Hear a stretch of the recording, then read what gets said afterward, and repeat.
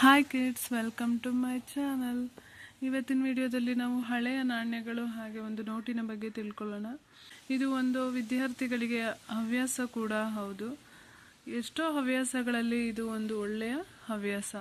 ಎಷ್ಟೋ ವಿದ್ಯಾರ್ಥಿಗಳು ಹಾಗೆ ಎಷ್ಟೋ ಜನರು ಹಳೆಯ ನಾಣ್ಯಗಳು ಹಾಗೆ ನೋಟುಗಳನ್ನ ಸಂಗ್ರಹಿಸುವ ಹವ್ಯಾಸವನ್ನು ಇಟ್ಕೊಂಡಿರ್ತಾರೆ. ಇವತ್ತಿನ ವಿಡಿಯೋದಲ್ಲಿ ನಾವು ಕೆಲವೊಂದು ನಾಣ್ಯಗಳ ಬಗ್ಗೆ ತಿಳ್ಕೊಳ್ಳೋಣ. ನೀವು ನೋಡ್ತಾ ಇರ್ಬೋದು, ಇದು ತುಂಬ ಹಳೆಯ ನಾಣ್ಯಗಳು. ಇದು 1 ರೂಪಾಯಿಯ ನೋಟ್. ಆಗ 1 ರೂಪಾಯಿ ನೋಟು ಹೀಗಿರುತ್ತೆ. ಇದು 1989ನೇ ಇಸ್ವಿಯ ನೋಟ್. ನೋಡಿ, ಇಲ್ಲಿ ಕಾಣಿಸ್ತಾ ಇದೆ ಅಲ್ಲ, 1989ನೇ ಇಸ್ವಿಯ ನೋಟ್ ಇದು. ಇದರ ಇನ್ನೊಂದು ವಿಶೇಷತೆ ಏನಂದರೆ, ಸಾಮಾನ್ಯವಾಗಿ ನಾವು ಎಲ್ಲ ನೋಟಲ್ಲೂ ಈ ವೈಟ್ ಸರ್ಕಲ್ ಮಧ್ಯೆ ಗಾಂಧೀಜಿ ಫೋಟೋ ನೋಡ್ತೀವಿ. ಇದರಲ್ಲಿ ರಾಷ್ಟ್ರೀಯ ಲಾಂಛನ ಇದೆ, ಕಾಣಿಸ್ತಾ ಇದೆಯಾ? ರಾಷ್ಟ್ರೀಯ ಲಾಂಛನ. ಮತ್ತು ಹಾಗೆ ನಾಣ್ಯದಲ್ಲಿ ಇದು 5 ಪೈಸೆಯ ನಾಣ್ಯ. ಇದು 1982ನೇ ಇಸ್ವಿಯ ನಾಣ್ಯ. ಇದರ ಹಿಂದೆ ರಾಷ್ಟ್ರೀಯ ಲಾಂಛನ ಇದೆ. ಇದು 1982ನೇ ಇಸ್ವಿದು. ನೆಕ್ಸ್ಟ್ ಇದು ಬಂದು ಈ 2 ಪೈಸೆ.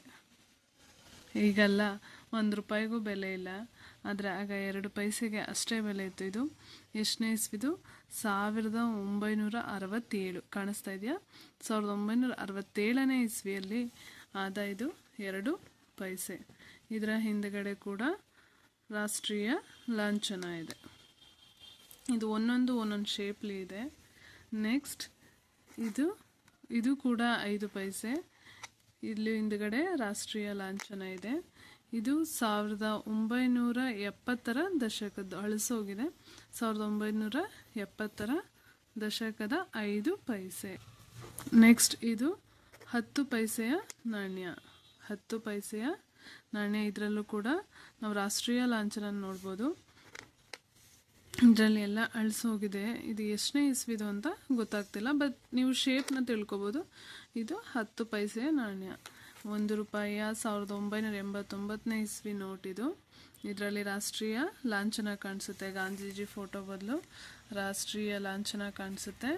ಹಾಗೆ ಇದು 1982ನೇ ಇಸ್ವಿ 5 ಪೈಸೆ, 1967ನೇ ಇಸ್ವಿ 2 ಪೈಸೆ, 1970ರ ದಶಕದ 5 ಪೈಸೆ, ಮತ್ತು ಇದು 10 ಪೈಸೆ.